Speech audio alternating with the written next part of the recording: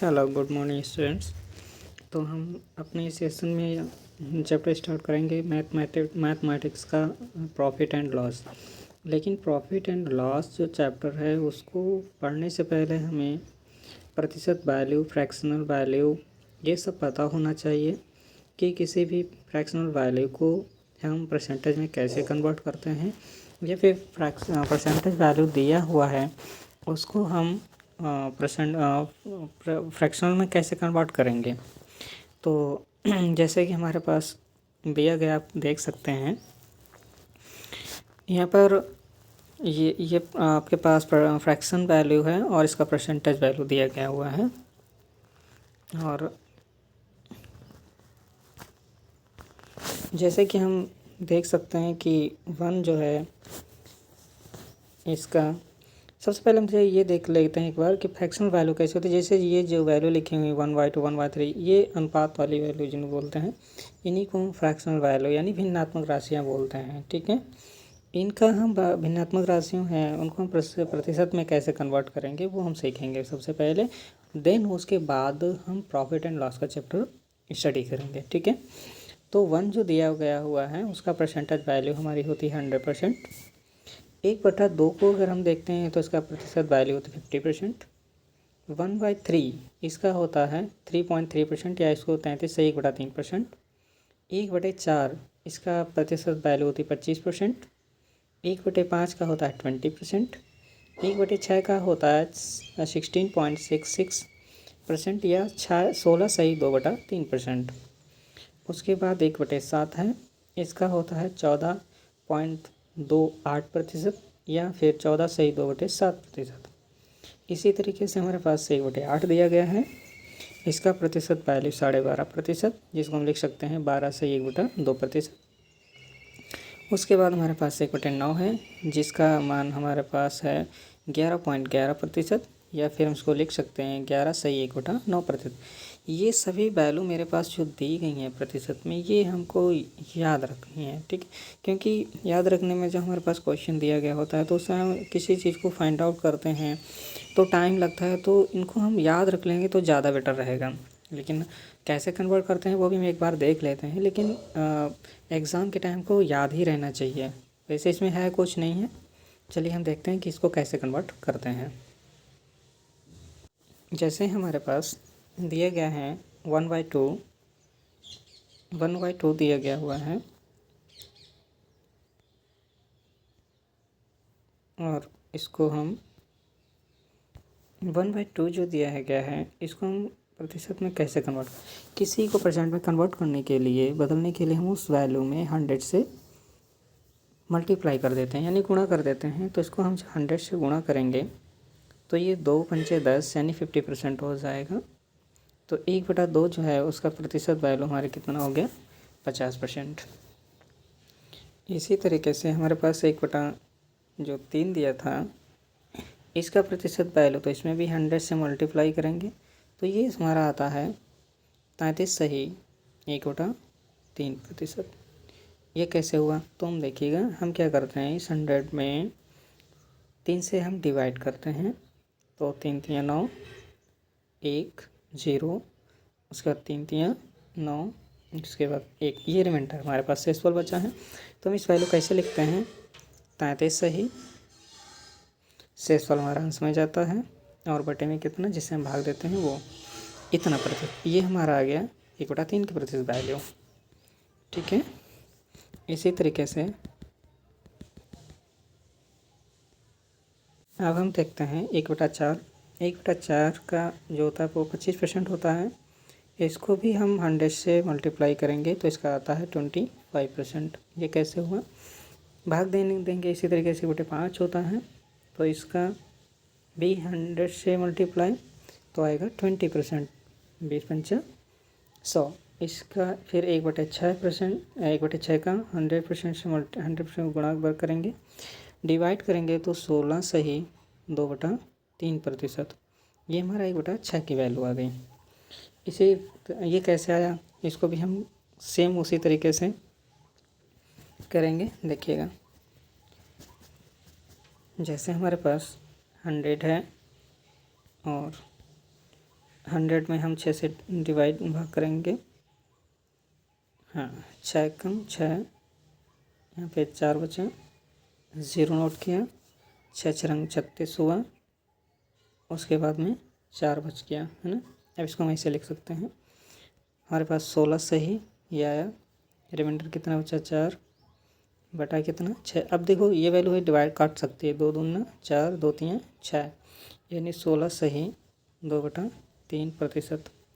तो इस तरीके से हमारा आता है 1/6 की वैल्यू 16 सही 2/3%। यानी कहीं भी हमारे पास प्रतिशत वैल्यू दी होगी, यानी 16 से 2/3% दिया है, तो हम उसको 1/6 लिख सकते हैं डायरेक्टली 1/6, या फिर 1/6 को प्रतिशत में कन्वर्ट करना हो तो हम उसको ऐसे लिख सकते हैं, ठीक है। सपोज कीजिए मेरे पास 7% 1/7 है, इसको प्रतिशत में बदलना है, तो हम क्या करेंगे, फिर से 100 में गुणा करेंगे, भाग देंगे, तो 14 सही 2/7 आता है। कैसे आएगा, इसमें भी 100 में भाग करेंगे, 7 एकम 7, 3 बच गया, 0 नोट किया, 30 हुआ, 7 चौक 28, 2 रिमाइंडर में बच गया। तो इसको इस वैल्यू को ऐसे लिख सकते हैं ना, 14 सही, रिमाइंडर हमारा 2 है, जिससे भाग देते हैं ये। तो हमारे पास कहीं भी लिखा होगा 14 से 2/7, तो इसमें भिन्नात्मक वैल्यू हम कितना लिखेंगे, 1/7, ठीक है। चलिए आगे बढ़ते हैं। इसी तरीके से सपोज कीजिए मेरे पास 2/3 लिखा हुआ है, इसका हमें प्रतिशत वैल्यू निकालना है। देखिए हम इसको ऐसे चेंज कर सकते हैं, क्या 2 गुणा 1/3, बात तो एक ही है।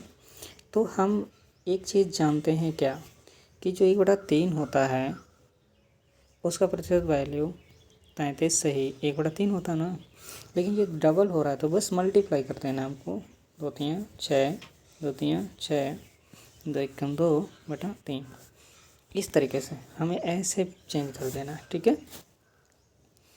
आगे इसी तरीके से मेरे पास 2/7 लिखा हुआ है, इसका प्रतिशत में कैसे कन्वर्ट करेंगे, हमको पता है कि 2 को अलग करते हैं 1/7, तो हमें 1/7 का वैल्यू मालूम है कि 14 सही 2/7 होता है ना। इसको मल्टीप्लाई करेंगे, 14 दूनी 28 और 2 दूनी 4 और बटे में 7, तो 28 सही 4/2, ठीक है। आगे हम बढ़ते हैं।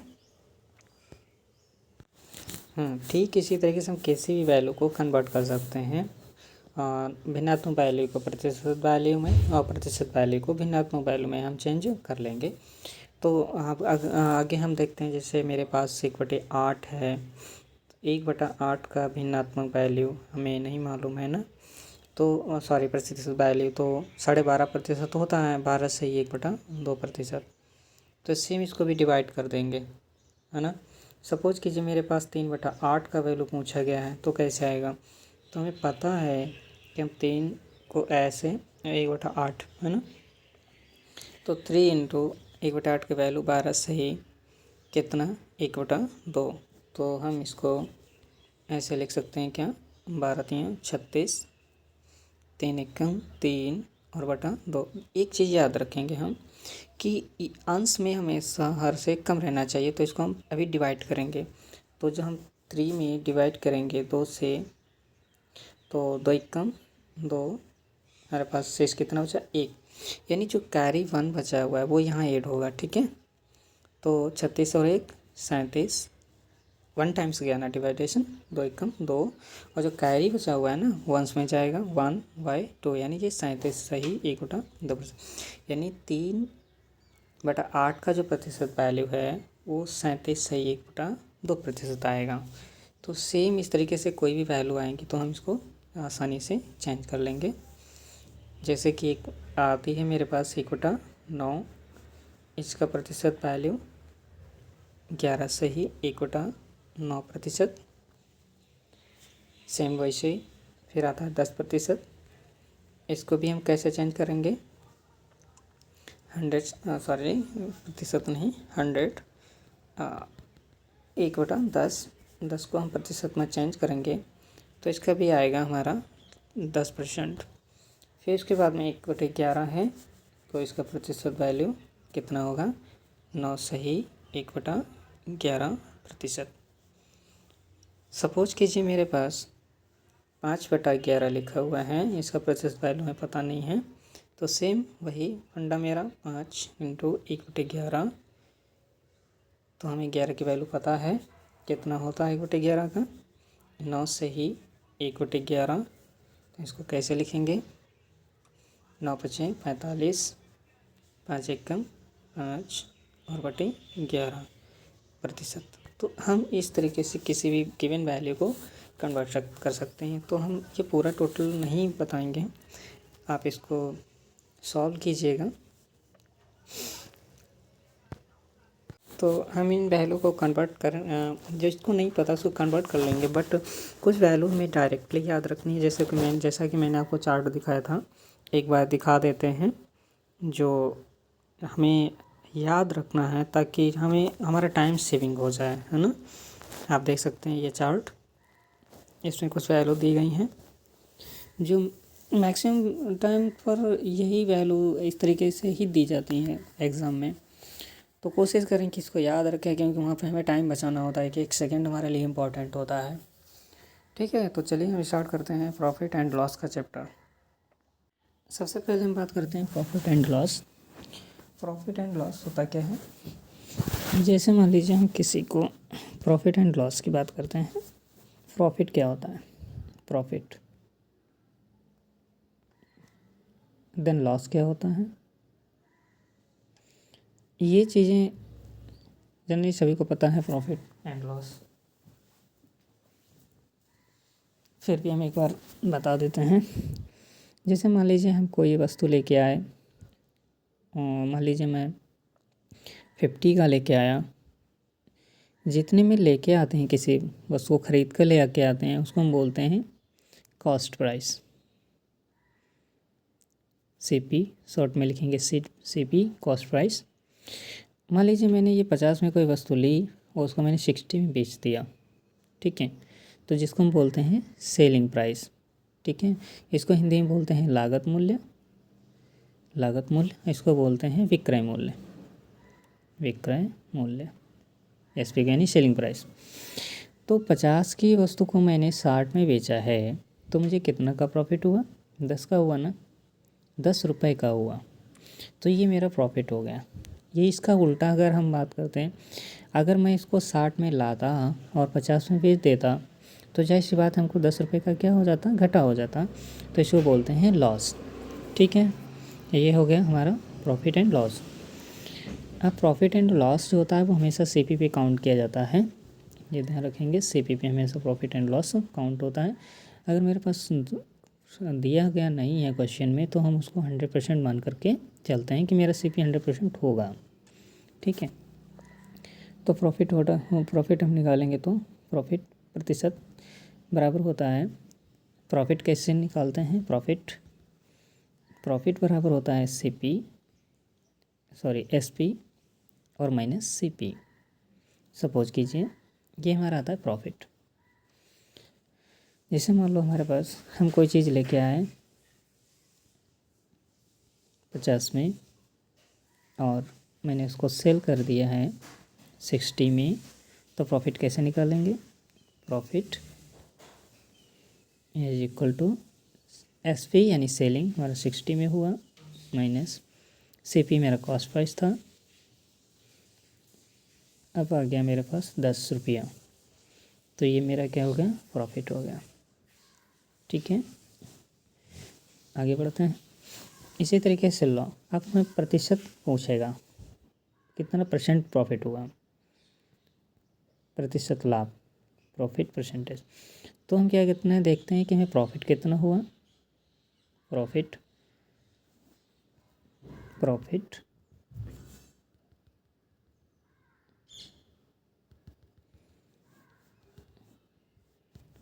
यानी प्रतिशत लाभ बराबर होता है लाभ यानी प्रॉफिट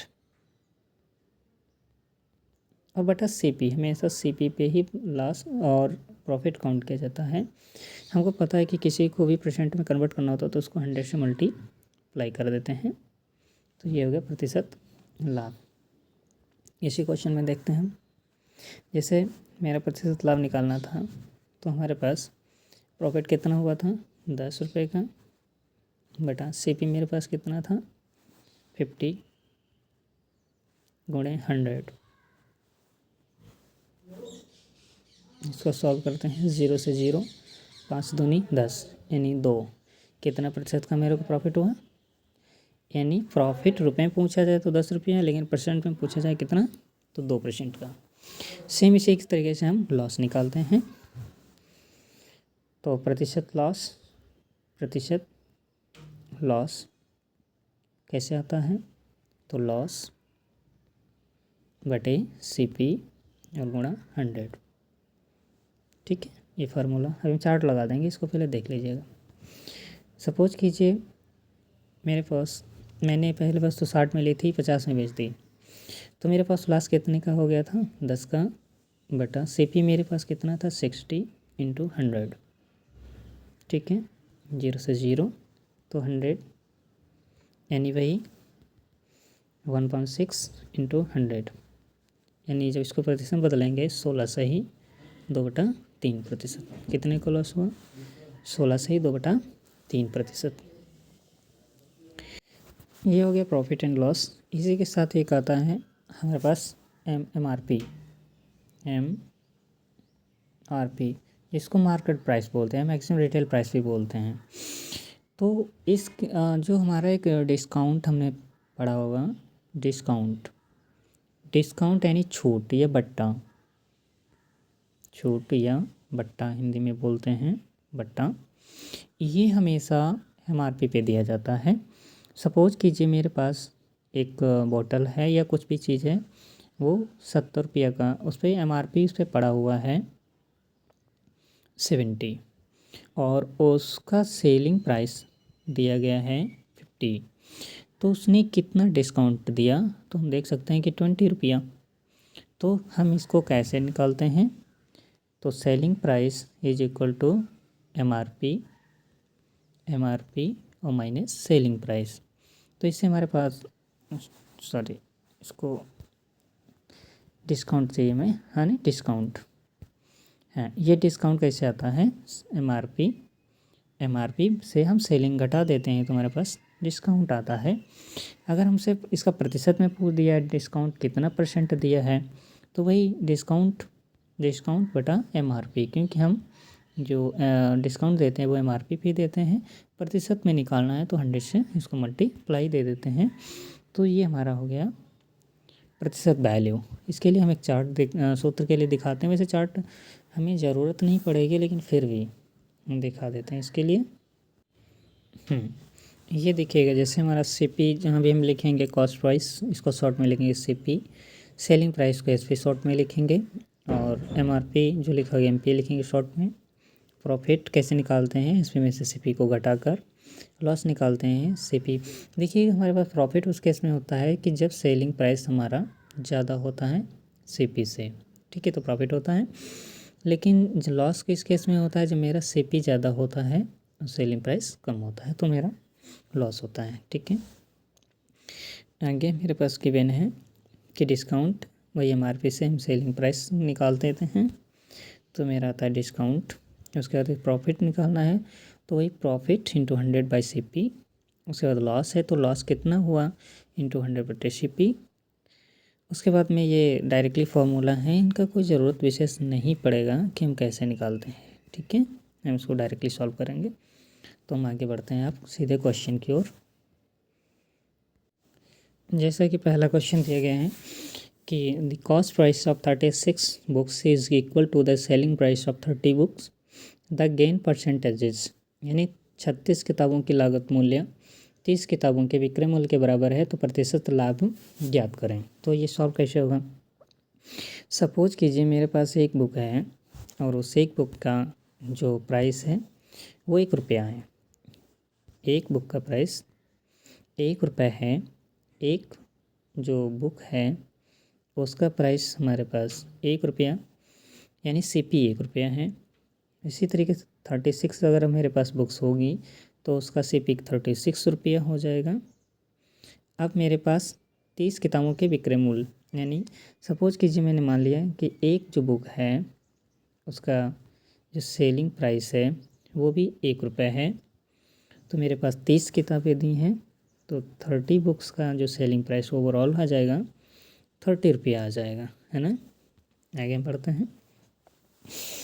अब हमारे पास क्वेश्चन इसने कहा है कि 36 किताबों की लागत, यानी 36 बुक्स का जो CP है वो क्वेश्चन कह रहा है 30 किताबों के विक्रय मूल्य के बराबर, यानी बराबर है किसके, 30 किताबों के सेलिंग प्राइस के बराबर है। ठीक है, हम इसको सॉल्व करेंगे थोड़ा।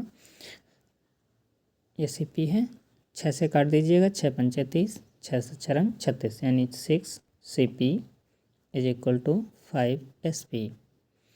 तो हमारे पास अगर इसको रेशियो में लिखना चाहें तो ये वैल्यू इसकी होती है, ये वैल्यू इसकी होती है, यानी यहाँ पे CP हमारे पास कितना है 5 है और SP कितना है मेरे पास 6 है।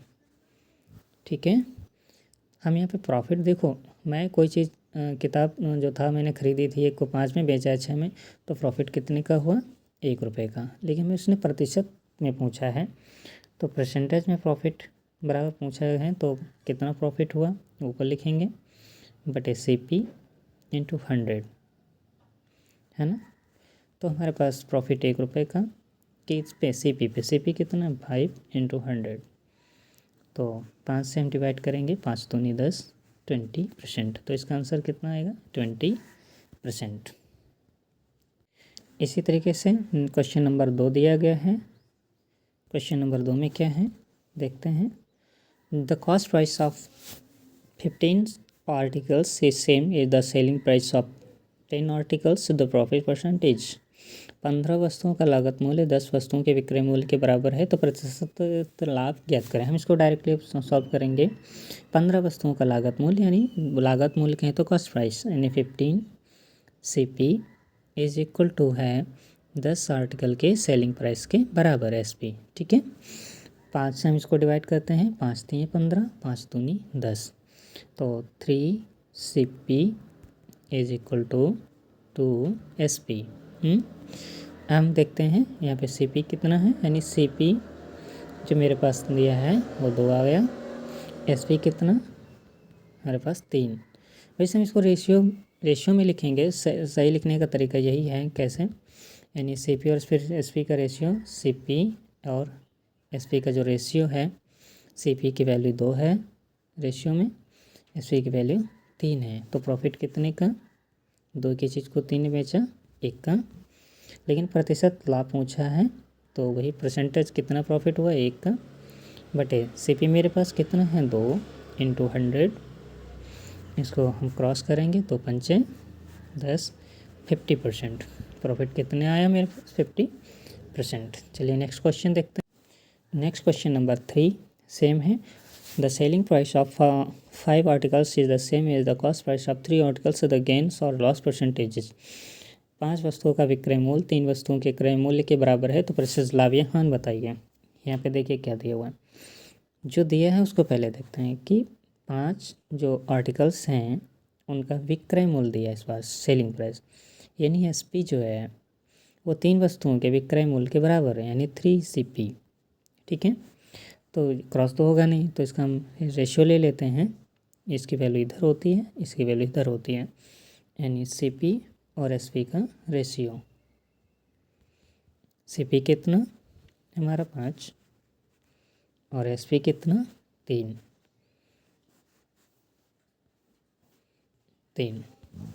अब हम देखते हैं 5 की वस्तु को 3 में बेच दिया, 2 का कम हुआ, यानी 2 मेरे लॉस में चला गया। अब इसने कितना हानि या लाभ पूछा है, तो -2 लिख सकते हैं बटे CP पर।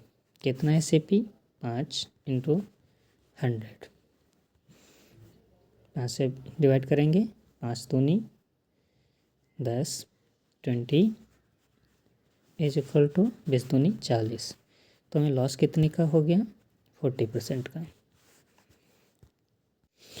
सेम क्वेश्चन नंबर 4 दिया हुआ है, इसको अपने आप सॉल्व कीजिए, आंसर इसमें आप दीजिएगा, क्योंकि सेम वैसे ही है तो इसको हम सॉल्व नहीं करेंगे। आप सभी लोग कमेंट में आंसर इसका कीजिएगा। हम नेक्स्ट क्वेश्चन की ओर बढ़ते हैं। क्वेश्चन नंबर 5 भी सेम उसी तरीके का है, तो इसे भी आप लोग सॉल्व कीजिएगा। क्वेश्चन नंबर 6 भी सेम उसी टाइप का है, तो इसे भी आप सॉल्व कीजिएगा। जो एक तरीके के हैं सॉल्व कीजिएगा और कमेंट सेक्शन में इसका आंसर बताइएगा आप लोग। देखते हैं question number 7। The ratio of cost price and selling price is 5:4। The loss percentages. लागत मूल्य तथा विक्रय मूल्य का अनुपात 5:4 है, तो प्रतिशत लाभ या हानि बताइए। इस बार डायरेक्टली दिया है, तो देखो हमारे पास लागत मूल्य किसका प्राइस है, सीपी और विक्रय मूल्य यानी एसपी, इनका रेशियो कितना है, 5:4। यानी सीपी 5 था, उसको बेचा गया है एसपी सेलिंग प्राइस 4 पे, लॉस कितनी का, 1 का। हमारे पास एक लॉस है कितने पर है, सीपी हमारे पास 5 है इंटू 100, 5 दूनी 10, तो माइनस का 20%। लॉस कितना है मेरे पास 20, क्योंकि लॉस को नेगेटिव साइन के साथ दिखाते हैं, तो यहाँ पे ऑप्शन में option number A. Question number 8 same 7 के जैसा है, तो इसे आप लोग सॉल्व कीजिएगा, इसका आंसर बताइएगा इसका। क्वेश्चन नंबर 8 कह रहा है the selling price of an article is eight by 5 times its cost price, the profit percentage on it is. किसी वस्तु का विक्रय मूल्य उसके लागत मूल्य का 8/5 गुणा है, तो प्रतिशत लाभ क्या है। देखिए इसने कहा क्या है, इसने कहा है कि रेशियो दिया तो है 8/5, ये किसका है, किससे कंपैरिजन कर रहा है। कह रहा है किसी वस्तु का विक्रय मूल्य उसके लागत मूल्य का किसका लागत मूल्य, यानी ये सीपी है, सीपी का 8/5 यानी ये एसपी है, ठीक है। तो हमारे पास एसपी 8 है, सीपी 5 है, यानी 5 की चीज़ को 8 में बेच दिया, तो प्रॉफिट कितने का हमारे पास, 3 रुपये का। इसने प्रतिशत में पूछा है, तो प्रतिशत में हम बताएंगे प्रॉफिट 3 का, किस पे, सीपी पे 5 गुणे 100, 3/5, 5 से इसको क्रॉस करेंगे, 5 दूनी 10 और बेचती हैं 60%, तो हमें कितना हुआ, 60% का प्रॉफिट हो गया। क्वेश्चन नंबर 10 क्वेश्चन ये हमने सॉल्व करवा चुके हैं, इस तरीके का खुद से सॉल्व कीजिएगा। क्वेश्चन नंबर 11 सेम उसी टाइप का है, आप सभी लोग इसको सॉल्व कीजिएगा। 12वां क्वेश्चन सेम उसी तरीके, देखिए हम एक टाइप का क्वेश्चन सॉल्व करवा रहे हैं, फिर हम टाइप वाइज क्वेश्चन सॉल्व करवाएंगे। ये हमारा है STR2 का बुक है, तो उसी को सॉल्व करवा रहे हैं, उसमें टाइप वाइज दिया हुआ है, तो हम टाइप वाइज में पढ़ेंगे तो ज़्यादा बेटर रहेगा, क्योंकि हम किसी भी समय कोई भी क्वेश्चन लगाएंगे तो उससे हमें क्या है, कॉन्सेप्ट क्लियर नहीं हो। कॉन्सेप्ट क्लियर करने के लिए हमें एक तो प्रैक्टिस चाहिए, दूसरा सीक्वेंस में चलना चाहिए। सीक्वेंस में चलने के लिए पहले हम स्टेप वाइज हर टाइप का क्वेश्चन 8 से 10 सॉल्व करते जाएंगे, उनकी प्रैक्टिस करते जाएंगे, जिससे हमारा कॉन्सेप्ट भी क्लियर हो जाएगा और हमको वो पूरा क्वेश्चन कैसे पूछा जा रहा है, उसका जवाब कैसे देना है, वो आना चाहिए। तो क्वेश्चन नंबर 12 भी आप लोग सॉल्व कीजिएगा। If the cost price of 12 orange is equal to selling price of 10 orange, then the percentage of profit is same, उसी टाइप का है, आप लोग सॉल्व कीजिए। अभी मैंने एक ही टाइप का क्वेश्चन लिया, जैसे क्वेश्चन नंबर 13 सेम उसी टाइप का है, तो इसको भी सॉल्व कीजिएगा।